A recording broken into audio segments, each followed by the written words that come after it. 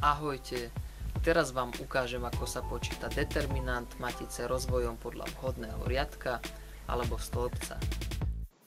Výpočet determinantu rozvojom vhodného riadka alebo stĺpca spočíva v rozumnom výbere riadka či stĺpca, podľa ktorého budem determinant počítať. Pod rozumným výberom mám na mysli ten riadok alebo stĺpec, ktorý obsahuje najviac nul. V mojom prípade tretí riadok. Determinant sa počíta nasledovne.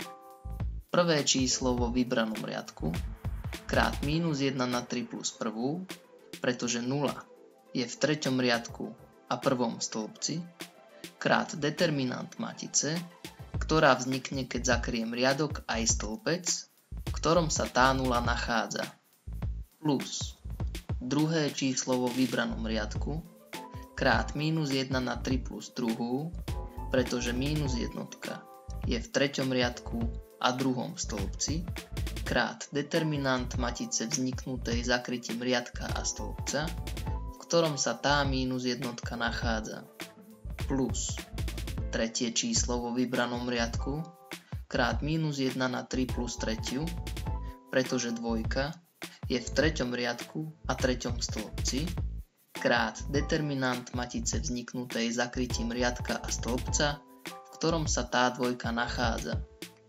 plus posledné číslo vo vybranom riadku, krát minus 1 na 3 plus štvrtú, pretože 0 je v treťom riadku a štvrtom stĺpci, krát determinant matice vzniknutej zakrytím riadka a stĺpca, v ktorom sa tá 0 nachádza.